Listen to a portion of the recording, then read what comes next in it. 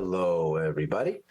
Welcome to Macro Money. This is Ilya Spivak, head of global macro here at tastylive. We are in a little bit of a lull still this week for major U.S. economic data, still in a bit of a lull for major Fed guidance. Nevertheless, there are interesting things to talk about in the macro landscape and in macro world. And today we are going to focus on the tactical, the practical, the hands-on. We oftentimes talk about some woolly subjects here as we unpack various things in markets. Today we are going to apply macro strategy principles to actually breaking down a trade and figuring out why it might go this way or that, and what are the macro catalysts that drive things going to give us as far as price action and tradable opportunity. And we're going to focus on the British pound here against the US dollar, in large part because currencies lend themselves so well to a macro perspective. We could have looked at bonds, we could have looked at precious metals, they too lend themselves very well. But currencies are just so liquid and so responsive to macro forces that this is the natural, in my mind at least, asset class to look at and get a sense of how these tactics work. And of course, we have a bit of event risk to actually catalyze a setup out of the UK tonight with the release of UK CPI inflation numbers. So we're going to put a spotlight there and actually see how trading around the futures market on the FX side of things would look vis-a-vis what's going on in the macro landscape and as catalyzed perhaps by economic data. So we'll start here, not illogically, I suppose, with where the pound actually is. So these are 6B futures that we're looking at here. An important thing to remember is that we say British pound, but really what we're talking about is the British pound's exchange rate against the US dollar. So this is priced in US dollar terms. So just as we need to be concerned about what the British pound here is doing, we need to remember that it's what it's doing in relative sense to the greenback, not in some sort of isolation. And so that same Fed conversation still very much a factor here, in so much as it influences the dollar. But let's have a look at what it is that we're seeing. There was something of a range top, clearly, dating back to the end of last year at 124.62 or so. You can see that matched two major highs. One major high back in December, another one January, February, we had some highs there as well. We can see that March, April, we cracked that level, got up as high as 125.64 or so, and then settled into some kind of a range. So at this point, 123.64 to 125.64, we have a kind of range getting carved out here, and the middle there, 124.62, that range top, something of an oscillation axis for this range. What's interesting is that on the one hand, the range breakout would suggest that maybe we have upside potential, but that clearly hasn't materialized. We've not seen follow through. Similarly, if we look at what's going on with the relative strength index here, that's that curvy line you see at the bottom of the chart, we have what's called negative divergence. And this is when the price is setting higher highs, but the index there, the RSI index, is not. From a purely arithmetic perspective, this suggests that momentum has shifted. RSI, and this is my favorite oscillator for this reason, because of its simplicity and because of its sort of basic arithmetic. RSI is a ratio of closes higher over closes lower, with a moving average component typically of 14 days. That's the usual kind of stock look back period on RSI. And you can have debates as to whether it should be this or that. My perspective with technical analysis usually is you want to look at the thing that most people are looking at, because technical analysis has a strong self-fulfillment component.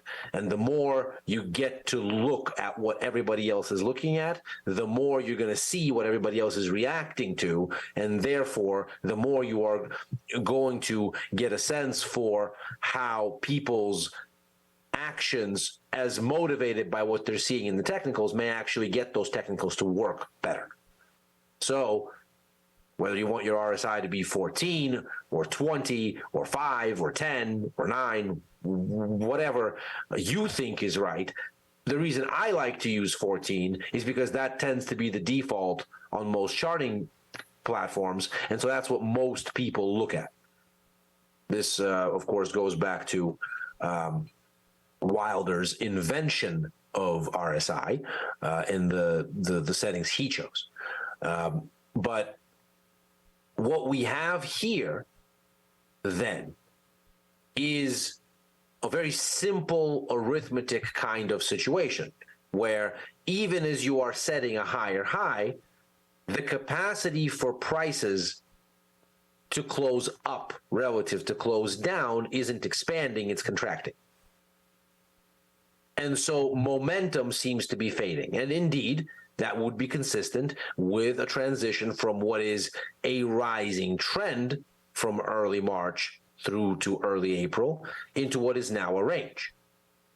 This divergence thereby need not mean reversal.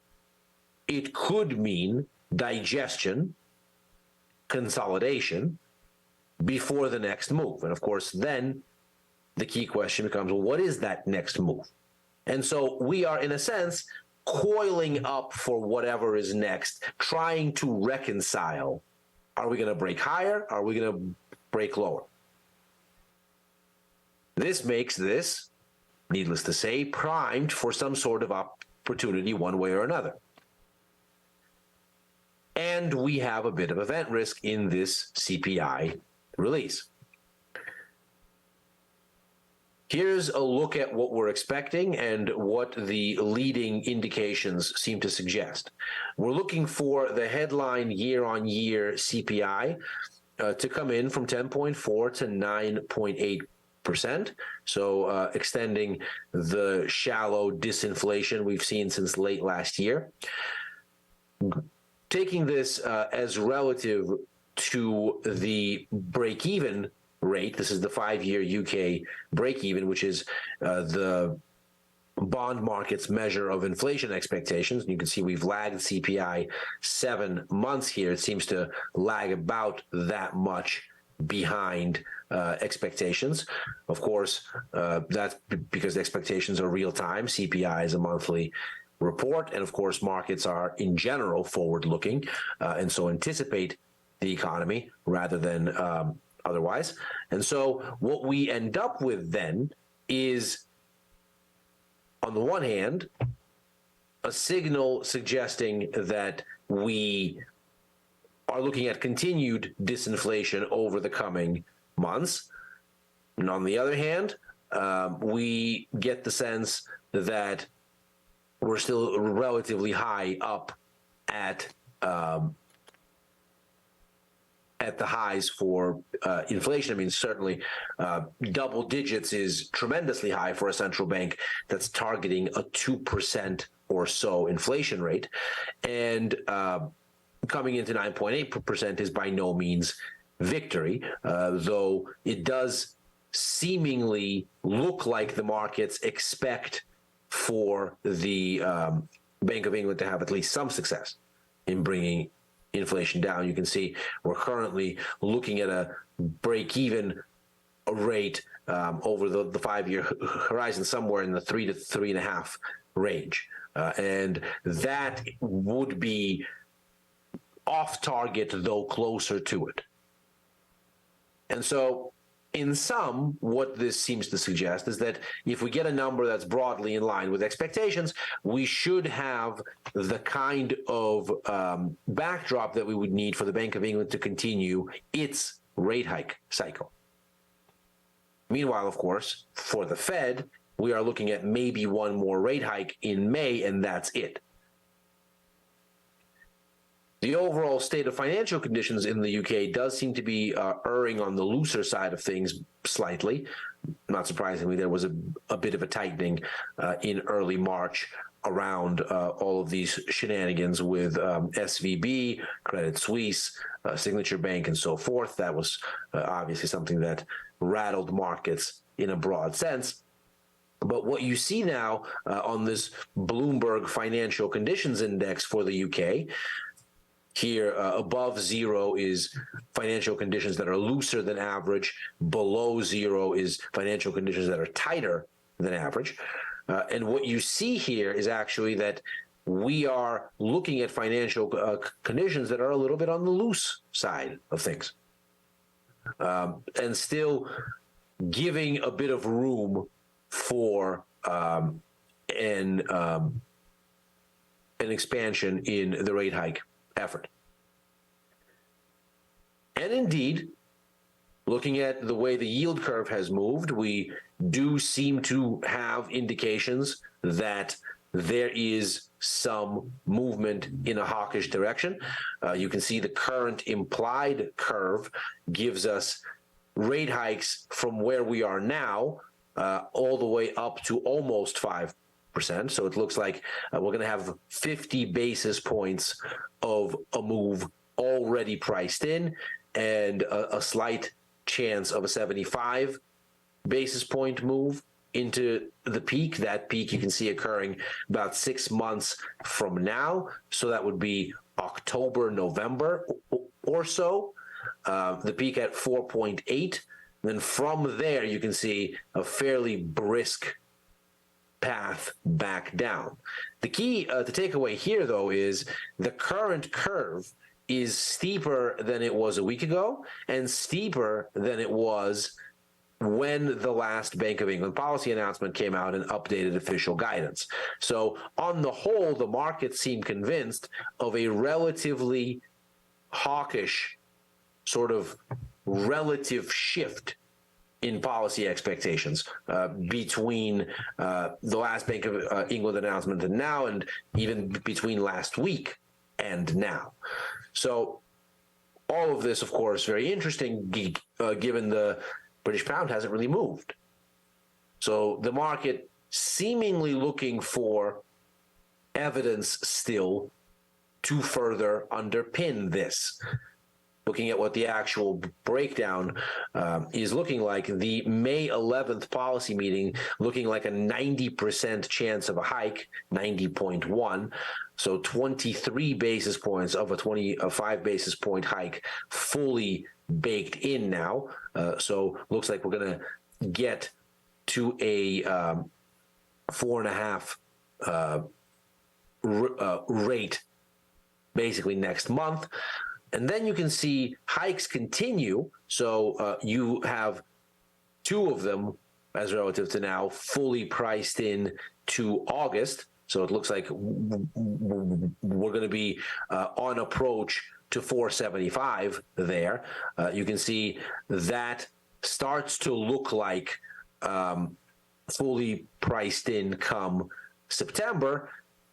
And that's where you start to veer.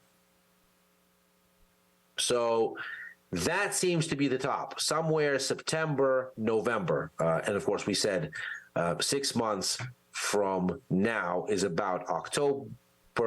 There you can see there's that peak at 482 about October. And you can see here the peak between 478 and 477 between September and November. So right there is where that peak is, and then you can see you have cuts. But of course, this has not motivated the pound out of its ranges. And so the real interesting part here starts to be, well, okay, so what gives? Why isn't the pound continuing to go higher? It certainly had been going higher, but now it seems to have stalled. So what are we potentially going to see on this CPI report that might break the deadlock? Well, one way to look at this would be to try to see how the yield curve has evolved from the touch points here on the trend. And this is where the macro starts to get very hands-on. This is where actual trade structure starts to get informed. So you can see here, the bottom on the rally is March 8th. The top on the rally and the place where you start to enter the current range seems to be April 4th. So what we're going to do here now is we're going to take a relative look at how yield curves in the U.S., because of course, again, as we reminded ourselves at the top of the show, this is U.S. dollars based, this exchange rate for the pound. So we're going to look at how this has evolved for the U.S., the U.K., and what that means. And what we have here is a bit of a relative yield curve. So this is going to track the difference in yield curve spread over time. So each one of these lines represents the rate spread, UK minus US, at the policy rate, and then out 3 years along the implied policy curve. Notice, for example, right now, the UK has rates that still are lower than those in the US by 63 basis points. You can see 1 month out, that continues. And then 3 months out, 6 months out, you can see the US advantage starts to wane as the US stops hiking. At least that's the current outlook. And the UK continues. You can see that continues out to 6 months. At that point, we've narrowed in the U.S. yield advantage from about 63, 70 basis points to just 12. Come 1 year, and this is because of U.S. Cuts being baked in with some vigor, we have the UK enjoying a 36 basis point advantage. 2 years, it's 67. And so it looks like over the course of 2-3 years, the entire curve flips from about a 60-70 basis point advantage for the dollar to a 60-70 basis point advantage for the pound. And that, of course, is an important catalyst of price action. So let's see how this has evolved. The small dashed line, the one you see on the bottom, is the start of the pound upswing here. So that's the curve as of March 8th, right at that bottom. And you can see it is significantly shallower. And it looks like basically ending at parity, give or take, for rates. So it would seem as though we're in a situation where maybe the pound doesn't have a lot of legs. Then over the course of where the price is rising, so you can see from March 8th to April 4th, that's about a month's worth of the pound going higher. Through that time, what you see happens is the curve shifts and the yield structure alters. And so now you look at a much more steep advantage for the pound than you did before. And then from the moment that you get the situation shifting. So from where you go from the uptrend into the range, April 4th, that yield curve, you can see that that's the big dotted line. That's actually even steeper than where we are now. And what we've done is we've just slightly edged the other direction. But on the whole, you can see things are basically even keeled, which would be consistent with what we're seeing here. We've come off the highs, but we're not really going very far. And so you can quite literally see relative policy expectations in action right here. There's your macro working on price action. So the curve has become steeper, so the pound has strengthened. And from April 4th, the curve hasn't moved much, but we've kind of settled a little bit off the high into a range. There's your yield curve settling a little bit lower than it did at the start of the range, but basically where we are. No big reversal. This, of course, sets an interesting stage for this CPI release because it effectively says that whatever needed to be priced in is priced in. The adjustment in the pound to the more aggressive view of UK policy and the less aggressive view of US policy, that's already occurred. Because over the past week, you've basically not gone anywhere. The curve has settled, as has the price. And so ostensibly, the risk then becomes much more pronounced on the reversal of this than the other way around. Because if you were, let's say, to get a CPI number relatively in line with expectations or even a bit higher, well, how much more is there to move on this? Maybe not very much. It does seem as though we've kind of anchored here. But the bulk of the adjustment that we've seen over the past month has been from a shallower curve to a steeper one, and as a consequence to a stronger British pound from a weaker one.